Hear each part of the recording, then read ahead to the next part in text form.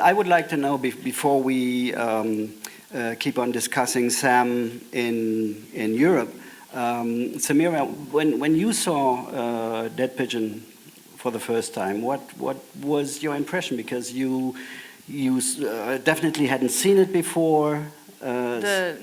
The longer version. The longer version, yes. So when did I see that for the first time? In Edinburgh, maybe? No, I think I sat on the couch with her, and I think we watched it, just the two of us. I think you were out of town. I don't know. I feel like I didn't even like properly watch the movie that time, because she was just like giving like little like anecdotal speeches throughout the whole thing. Commentary. Yeah. So the first time, like it was basically this, but like it was So. But I guess like the first time I like really properly saw it was in Edinburgh last year at the film festival. I really liked it. I mean, it's her. I couldn't dislike it because she was like young and like cute and like walking around with her like leather boots. What do you mean she was young and cute? I'm still cute. You're still cute, but you were like. That's what you get from granddaughters, you know? Hey. No, I love it. I think it's like my favorite. Oh. It's like it's just like so much fun. Like no matter what the content of the film was, it's just like so much fun to watch her with her like German accent, and like she does her stuff. Maybe she'll star me in a movie in the future. She's a filmmaker. I'm not. Okay. And her great outfits. I'll get my Oscar when I'm 80. She still has the outfits. She still has the belt. Yes. I know. Oh yeah, you were okay. Yeah, But we like keeping movie props. Yeah. We saw it again at UCLA, restored, UCLA Film Archives. Restored it, and then they invited that they had a big screening at the Hammer Museum in Westwood, and there were a lot of young kids, and they really loved it.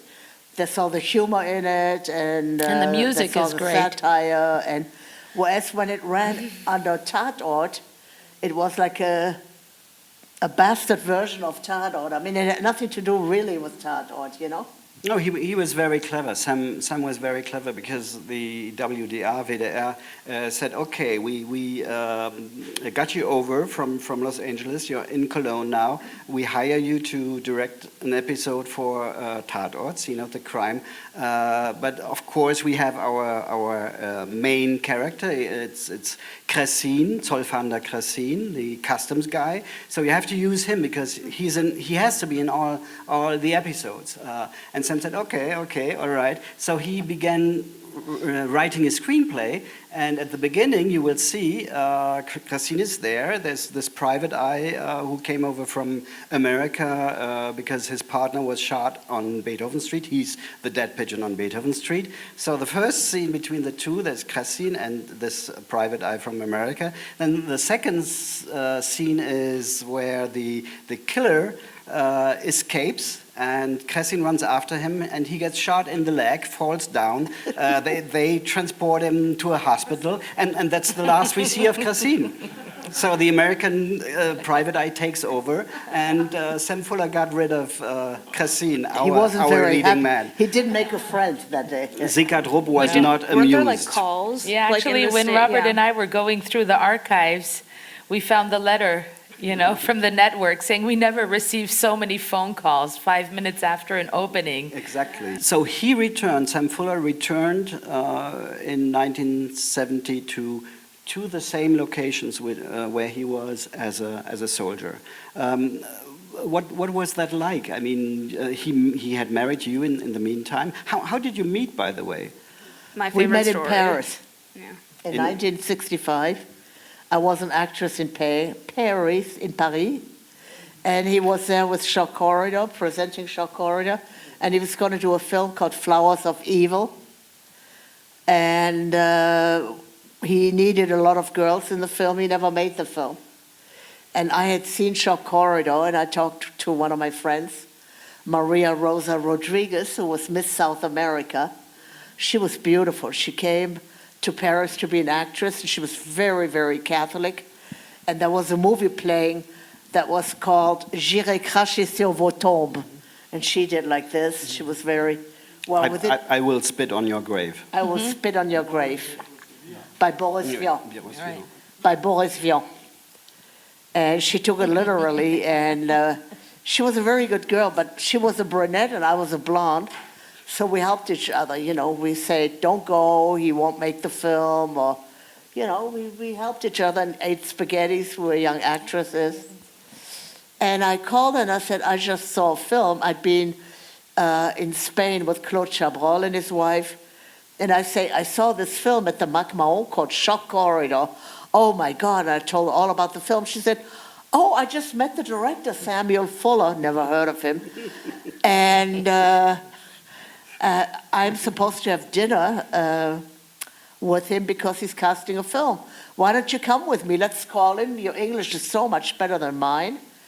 And you'll meet him, and maybe he'll give us both a part in the movie.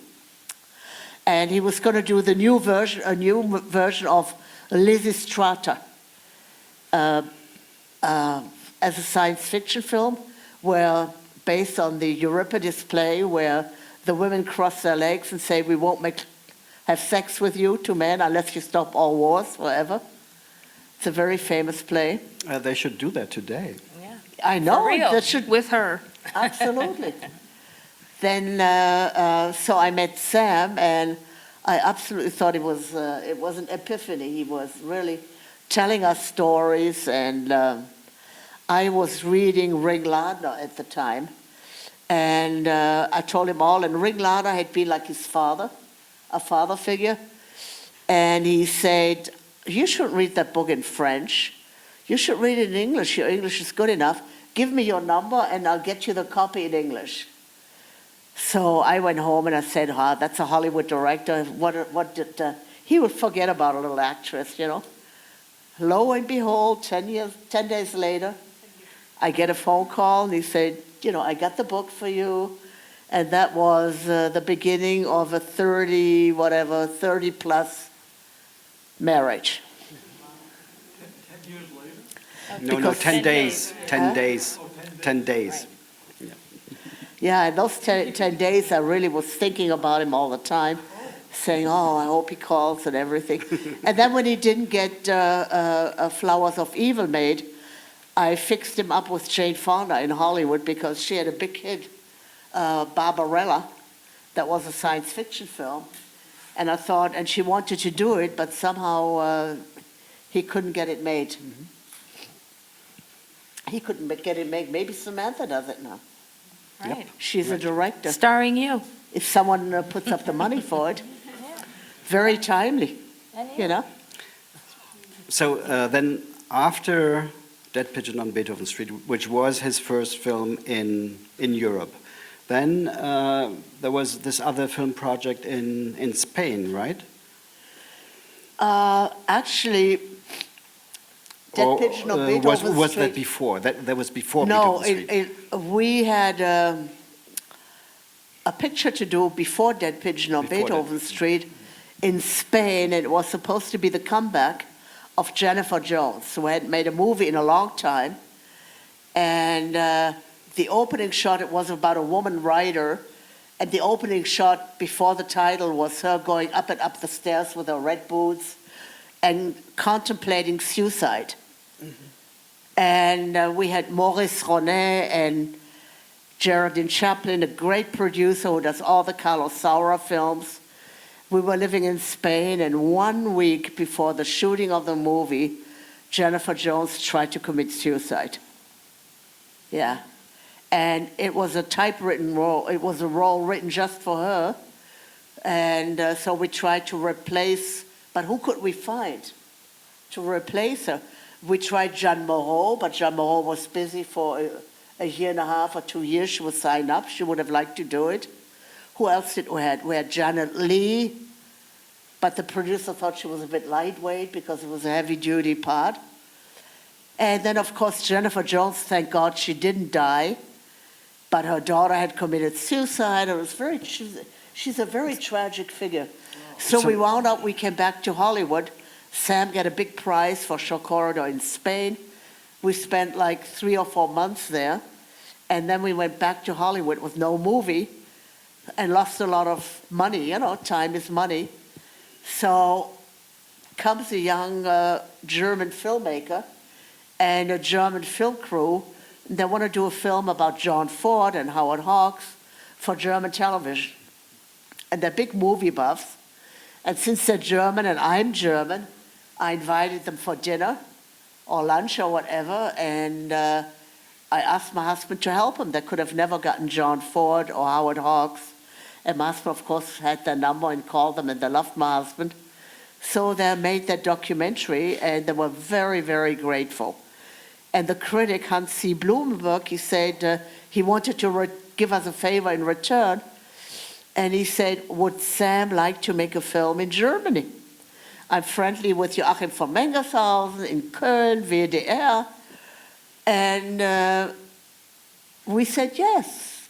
That would be great. I was thinking, my parents live in Essen, Cologne, 1 year in Cologne. Man, what a trip, you know? Okay, so this, all of this and more, you will hear and see in Return to Beethoven Street. Yeah. So what is not covered in Return to Beethoven Street is the years after. That means another long stay, much longer than this time, in Europe, and this time in Paris. So, that's where you come in also. Right. So, how did you wind up in Paris with Sam? Oh, Because man. we have heard from you that you met in Paris, and now you are back in Paris. But when and how? In between, we made The Big Red One in Israel and in Ireland, where my husband's a woman. It's semi-autobiographical, and that was 1978, 1980, and he got great reviews, and above all, the Wall Street Journal, even though he didn't like the way it was cut, the film, and so he got a lot of offers. All of a sudden, action film in Japan, and among the offers was a film called White Dog. And it was based on a novel by Romain Gary, who was a French consul in Beverly Hills. And it's a true story. He and his wife, Jean Seberg, had this beautiful German white shepherd. But whenever he saw a person of color, he got berserk. He went crazy and tried to attack that person. So Romain Gary, the French consul and writer, famous writer, he did research and found out that this is an attack dog, that the Nazis had those dogs, and during slavery, the slave owners had these white dogs to bring back runaway slaves, and someone had trained this white dog to attack people of color. And he was usually very sweet, except if someone... So he wrote a book about it, first an article that appeared in Life magazine, and then a book. Paramount Studios bought the rights to it.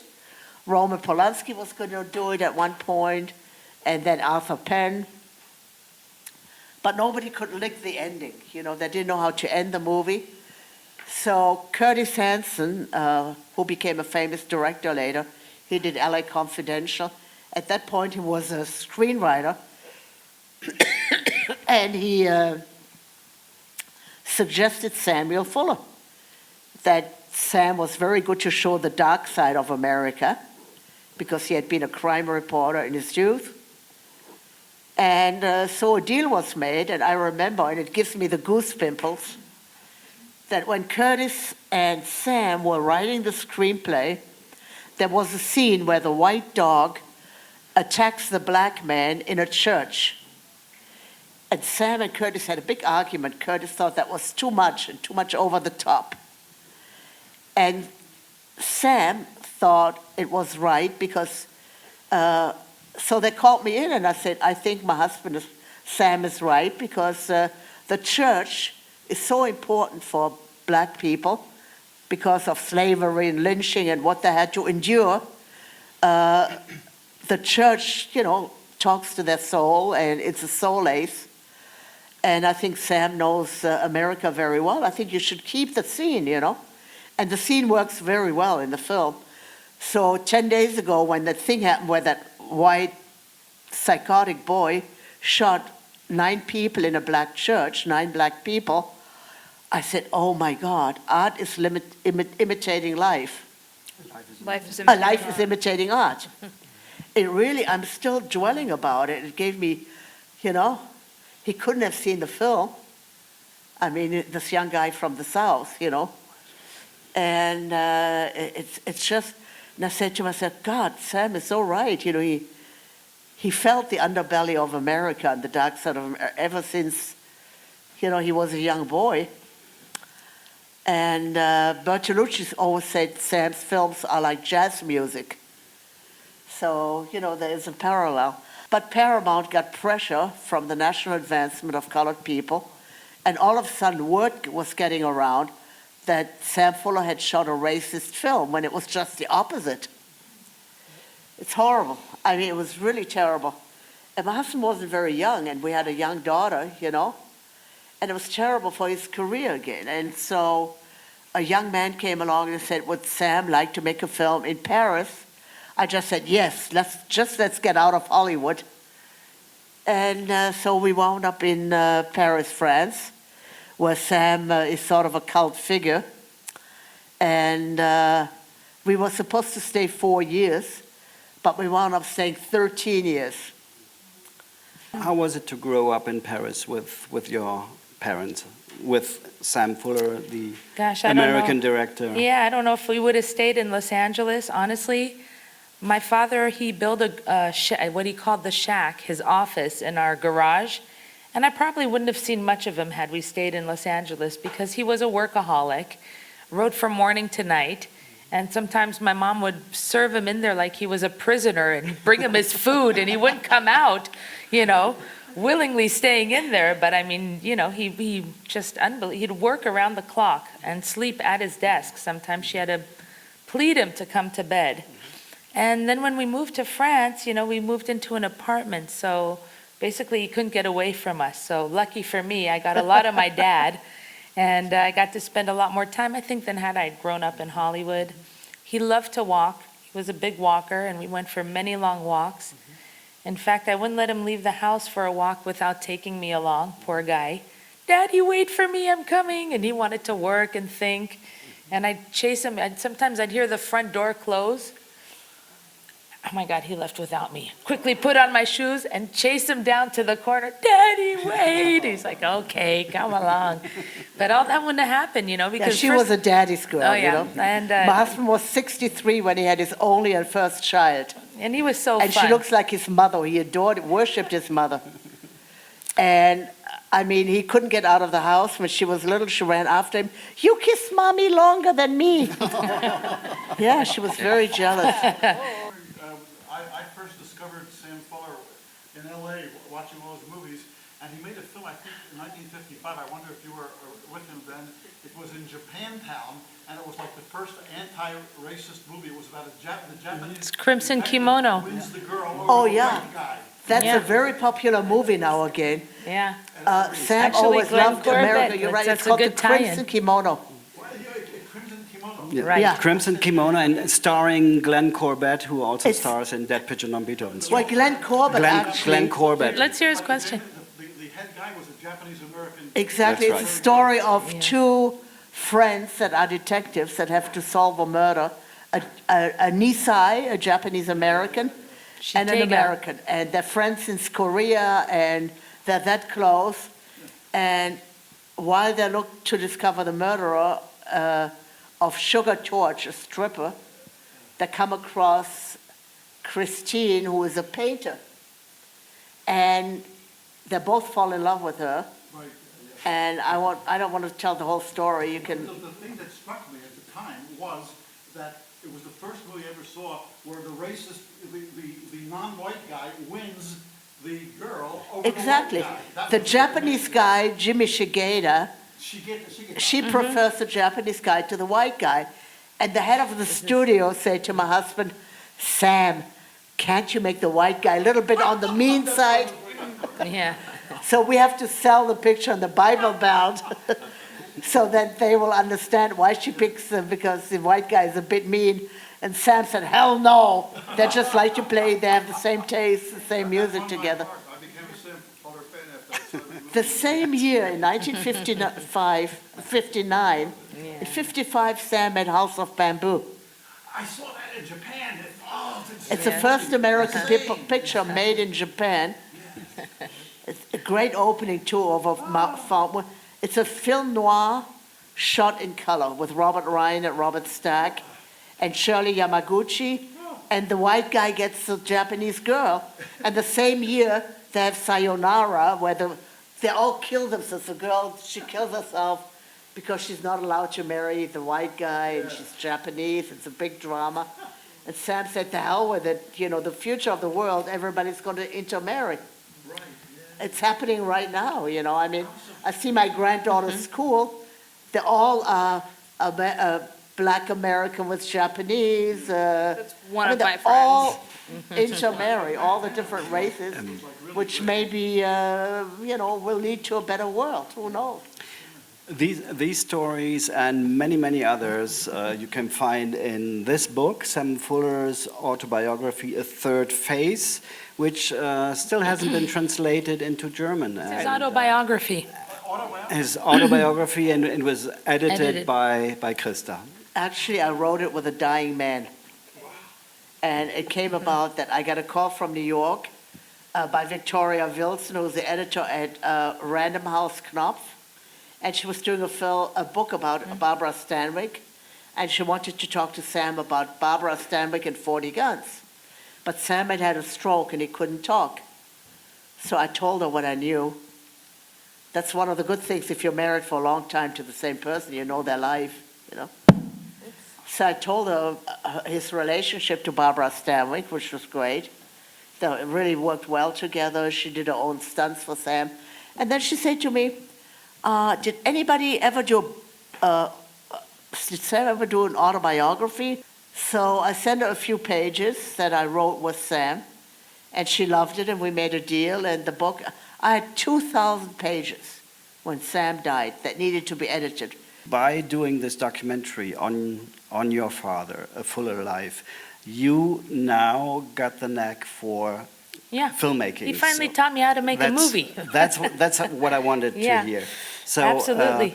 Because when we met in Carlo Vivari, you weren't a filmmaker yet. I was a shy, not outgoing exactly. one, actually, because, it is really intimidating when you have such a, talented father as a In the shadow. filmmaker. And I wanted to make him proud, and I was still very busy raising my young daughter, and I wanted to do something, with all my heart, and I just didn't want to do it, partially. And when you make a movie, you really got to pour yourself all the way in. As Samira knows, I had to wait for her to be, a little more independent as a teenager. And Am I really independent, though? yeah, well, a little more independent as a teenager, and basically, putting it all together from scratch. And it was, and even through theatrical distribution, I became very possessive of the film because it was about my father, for my father. It was ours. And I had a hard time signing it off to anybody. And at first I was like, well, I'm going to just do the worldwide distribution myself. But I realized quickly that's going to take a big part of my life. And I'd rather move on and keep making films. So I have a few projects in the works. And actually, hopefully, one in Germany. Here's another question. After finishing Fuller Life, do you have other film projects in mind for the future? Yes, I sure do. Actually, I'm making another documentary based with the rest of his war footage and his war correspondence. That's going to be called Organized Insanity. And it's a bit the same structure as A Fuller Life in the sense that I'm going to have people reading the correspondence over the images that we're going to see. And then I'm making a documentary that I'm about to edit about a 95-year-old Japanese artist who's a painter, a poet, 96, and a right? ballerina, almost 96. And she reminds me a lot of my father in the sense that she just doesn't get tired, and she's just wakes up every morning ready to create, and she's, just an amazing, productive woman and a real inspiration. And so those are the documentaries, and then I'm working on a feature film based on a play my mother wrote about a hate crime that took place in the 20s about the murder of Hugo Bettauer, who was a journalist. In the 20s in Vienna. In the 20s in Vienna. That's the one I'm hoping to shoot partially in Germany, too. And and I wrote a comedy that I'm pitching around, and I got a lot of my dad's scripts that I'd love to bring to life. I just want to, perfection a little more before diving into my father's work. But he really was a prolific writer and left us with a ton of material, a great legacy. And we're hoping, whether I direct them or somebody else, or maybe my daughter, who knows. I definitely think they need to come off the shelf and come to life because they're all timeless stories. My father, having been a journalist, he loves working based on headlines. And the dialogue is timeless, and we have everything ranging from westerns to film noir. And they're all sitting there waiting to come out and about. So, yeah, it was a little bit of a late start for me, but I was brewing for a long time. I'm ready to go. Yeah. All right, so Thank you. I think there's no better way to end this talk about Sam Fuller in Europe or Sam Fuller in general. The spirit of Sam Fuller is very much alive. I can feel that. Everybody feels that by listening to you, three of you, and your stories and your remembrances of your husband, your father, and your grandfather. All right.